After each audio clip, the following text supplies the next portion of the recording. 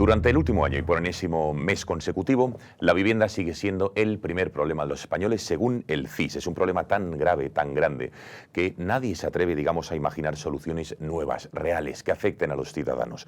Pero hay personas que se atreven a mirar al mercado de alguna manera desde otro ángulo. ¿Y qué ángulo es eso? Pues bueno, no solo viendo como una oportunidad financiera, sino también como una forma de generar impacto social.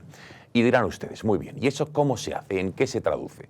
Pues es de lo que vamos a intentar hablar hoy en The Positive, de la mano de Alejandra Mora, que es socia operativa de Alas, una compañía que quiere demostrar que rentabilidad, impacto social y sostenibilidad pueden ir de la mano. Así que Alejandra, bienvenida. Muchas gracias. Gracias por estar con nosotros en The Positive. Empiezo con lo que muchos probablemente que nos estén viendo estarán pensando y se estén preguntando. ¿De verdad se puede ganar dinero con vivienda social? Sí, sí.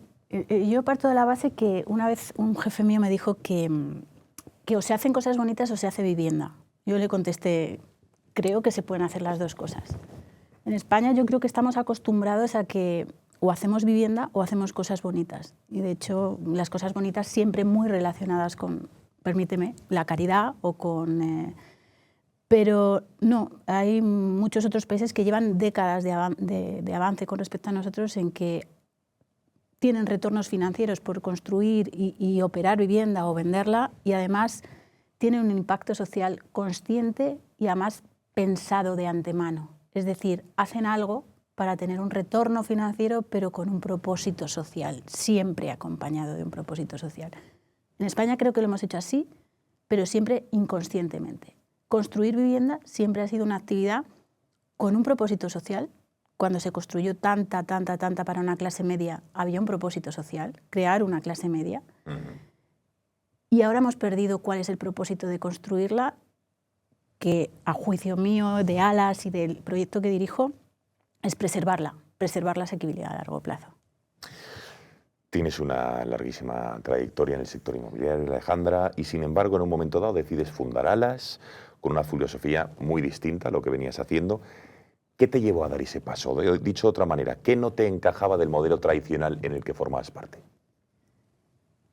Bueno, también soy muy de decir, no se consiguen cosas distintas si sigues haciendo lo mismo que estabas haciendo, ¿no? También fue un cúmulo de circunstancias. Yo venía de fondos de inversión bueno, con el único propósito de generar retorno financiero, es decir, generábamos retornos financieros. Estuve muchos años participando en vehículos de inversión que construían vivienda y que generaban retorno financiero, siendo incluso inconsciente de si estaba o no generando algún retorno social, y a la vez coincidió que me topé con dos fundaciones catalanas, Fundación Nou Joc y Fundación Salas, que llevaban más de 11 años, una construyendo vivienda y la otra quedándose con las viviendas para operarlas en el largo plazo y que mantuvieran su asequibilidad.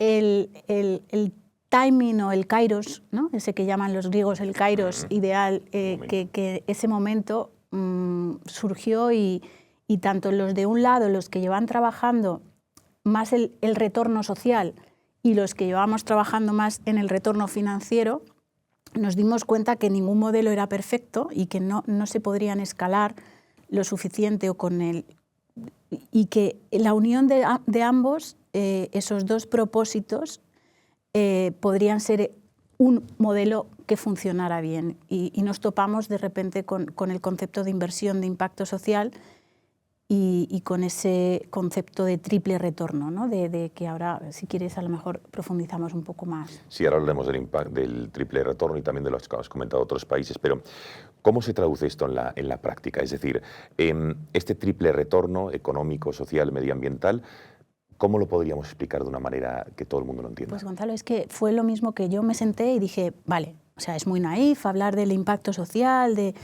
pero la gente dice, vale, ¿y qué es ese impacto social? ¿No?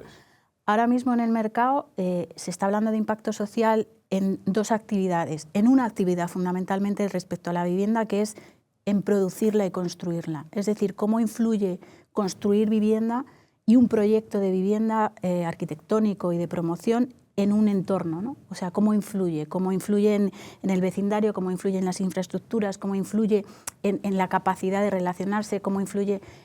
Ese retorno social empieza a vislumbrarse y a medirse y hay gente invirtiendo en eso, ¿no? En generar impacto urbano o de creación de ciudad. Pero hay un impacto mucho, creo, en mi opinión, mucho más necesario, que es el impacto en las personas, directo en las personas, no en los entornos urbanos, no en su vida, no en su relación, sino en las personas. Y ese impacto es, nos dimos cuenta que era la posibilidad de tener vivienda asequible a largo plazo y preservarla, es decir, que siempre sea asequible para ti, que te permita tener otras facetas en tu vida cubiertas porque tu asequibilidad o tu seguridad en la asequibilidad está cubierta, ¿no? Y para nosotros nos dimos cuenta que medir ese impacto, o sea, cómo influye mantener la asequibilidad en las personas. La asequibilidad, para entenderlo, Alejandra, entiendo que es poder pagar una renta sin que te suponga dejar de pagar otras cosas, ¿no? Que sean tanto por ciento de los ingresos de un hogar. ¿A qué te refieres con asequibilidad? Claro, es un poco más técnico, es una cuota de esfuerzo, ¿no? Oye, ¿qué me supone a mí, una vez pagado mi coste de estar tranquilo, digamos, ¿no? ¿Qué me queda para otras necesidades básicas y además otras que no son tan básicas, como el ocio o caprichos, ¿no? Es decir, una vez que pago la vivienda, ¿qué me queda para mi educación? ¿Qué me queda para mi empleo? ¿O qué me queda para mi salud? Que, digamos, serían las esferas vitales a cubrir. Y después de todo eso, además me queda algo para el ocio y los caprichos, ¿no? O sea, es decir, el problema fundamental y el drama fundamental es que hoy en día hay muchas personas que esa cuota de esfuerzo para pagar la vivienda les hace solapar, o sea, les hace no tener nada disponible para esas esferas vitales de empleo, de poder buscar un empleo mejor porque tengan que mudarse, de poder tener una formación mejor y pagarse algo para tal, el poder pagarse, por desgracia, algún tipo de tratamiento quiero decir, no les permite cubrir unas esferas casi esenciales como la vivienda y, por supuesto, si no cubren esas, no van a llegar al ocio ni a los caprichos. ¿Y esa asequibilidad o esa cuota la habéis establecido en algún tanto por ciento de esos ingresos o no? Sí, hay recomendaciones a nivel internacional, la ONU tiene recomendaciones, el Banco Central Europeo tiene recomendaciones en torno a qué es una cuota, digamos, sana de esfuerzo, que es un 35% de tus ingresos, ¿no? O sea, también hay otras formas de medirlo, como el 30-20-30, que es, oye, pues gastos esenciales, ahorro y caprichos, ¿no? Hay distintas maneras, pero siempre queriendo conseguir esto, ¿no? Que no supongan un sobreesfuerzo que te haga no poder tener cubiertas otras facetas. Y entonces, para entenderlo bien, Alejandra, ¿cómo consigue Alas ofrecer viviendas asequibles y al mismo tiempo, para los inversores que entiendo que tendréis, ser rentable? Bueno, es rentable. Es rentable con un capital que no quiera unos retornos muy a corto plazo y muy altos. Es decir, el problema del sector ahora mismo es que hay que producir la vivienda. Y cuando tú produces la vivienda, el capital que tenemos en España ahora mismo es un capital que busca la oportunidad de producir vivienda, que es una actividad riesgosa. Por lo tanto, ese capital hace que digamos, que haya que pagarle por usar su capital, le pago más y por lo tanto esto repercute en las rentas, ¿no? Que puedo hacer, ¿no? Necesitamos un capital que sea capaz de creerse que puede tener una inversión en vivienda asequible a largo plazo, como hay en otros países. Es decir, es un poco más técnico, pero es invertir en una asset class de bajo riesgo financiero y además con un impacto social, ¿no? Que es que mides esa asequibilidad en el largo plazo. Y entonces, pero me llama la atención, Alejandra, ¿cómo se garantiza que los alquileres sigan siendo accesibles a largo plazo? ¿Esto cómo se hace? Sí. Esto se hace, y lo hemos hecho en Alas, en nuestra política de inversión, solamente a día de hoy comprando activos que tengan esa obligación. Es decir, que sean las propias viviendas las que vengan con una obligación de mantener la asequibilidad. Esto a día de hoy en España solo pasa con los suelos públicos que se están poniendo a disposición de los privados, como un alquiler, oye, te alquilo el suelo público, pero te lo alquilo a un precio muy bajito, pero con la obligación de que mantengas la asequibilidad durante 70 años o 80 años. Esto lo llamamos que la obligación viene con el activo, es decir, no es algo que pueda cambiar en que yo, como socia, consejera, lo que fuera de una sociedad, decida o no mantener esa asequibilidad, sino que viene una obligación con el propio edificio, con las propias viviendas. Esto es una figura que existe en otros países y que lleva mucho tiempo existiendo, lo llaman activos con las obligaciones inherentes, ¿vale? Y que en España llevamos un añito y algo generándolos. Claro, o sea, digamos que algo es un derecho que heredas, o una obligación, mejor dicho. Pero se pueden vender, lo digo porque en España se habla de la especulación. La idea de estas viviendas no se puedan vender para especular, ¿cómo se asegura? Si es que ese es uno de los objetivos, claro.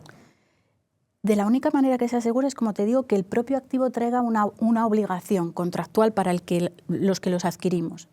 La otra, si no trae el propio activo una obligación contractual y una obligación que debas atender, si no te van a castigar, es la del propósito del propio vehículo o del propio tenedor de las viviendas, ¿no? El propósito, el que tú te fijes que vas a ser un preservador a largo plazo. Es una figura que también existe en otros países. En UK existe, los rates de affordable en Estados Unidos existen, y es un propósito de conservar vivienda. Y que si tú desinviertes o vendes alguna vivienda, la venderás pues a un precio coherente y además que mantenga las condiciones de asequibilidad.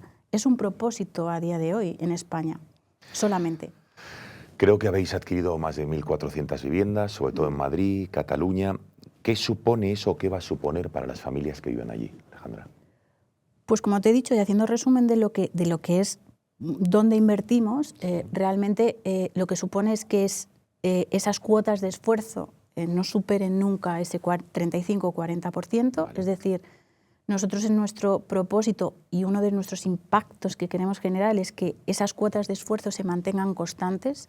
Para eso hay complicaciones, porque necesitas monitorizar sus cuotas de esfuerzo, necesitas saber si las mantienes, necesitas generar datos, ¿no? Pero este es uno de los principales, digamos, puntos que nosotros vamos a medir y que nos hacen ver que estamos manteniendo la asequibilidad en nuestros inquilinos. Puede pasar, por ejemplo, que alguien mejore mucho sus circunstancias y de repente su cuota de esfuerzo pase a ser un 5%. Ahí se genera un debate social de, oye, esta persona debería mantener esa vivienda o dejar paso a alguien que pueda mejorar su cuota de esfuerzo. Sí. Hay debates sociales que están abiertos al día de hoy y que nosotros estamos empezando a ver y a generar y que coparán el debate, yo creo, de vivienda, espero dentro de poco, porque será un buen debate. Por eso te iba a decir, debates, España, ¿qué tiene que cambiar para que haya más proyectos como el que estás liderando de Alas en España? Fundamentalmente un marco jurídico, siempre se habla un marco jurídico estable, un marco jurídico estable. Ser capaces de decirle al capital privado, con apoyo de capital público, decirles que sí, que podemos crear un activo de inversión con impacto social y con retorno financiero. Y para eso la labor de la administración y de la normativa y la capacidad de legislar, tenemos muchos mimbres legislativos pendientes, estamos en un cuello de botella absoluto legislativo y es fundamental tocar muchas aristas legislativas lo antes posible. Claro. Personalmente, Alejandra, por último, ¿qué te motiva más, digamos, demostrar que se puede hacer negocio, digamos, haciendo el bien con estas viviendas, con esta asequibilidad de lo que nos hablabas, o conseguir que miles de personas tengan un hogar digno? Uy, qué pregunta más difícil. Claro. Yo es que creo que no hay, o sea, van unidos, o sea, cuando nos hemos puesto a trabajar en Alas, las dos cosas van inherentes, unidas, porque si no, no podríamos trabajar. Tenemos que generar retorno para los inversores, necesitamos una ingente cantidad de capital privado, ingente, yo lo asimilo casi siempre a una necesidad como la del siglo XIX, de crear a gran escala vivienda, pero a la vez, si no definimos intencionadamente un propósito social, lo volveremos a hacer mal. Y concluimos, si te parece, Alejandra, con un clásico ya de Positive, que es que nos termines la frase, si te parece. ¿El futuro del sector inmobiliario será más humano cuándo?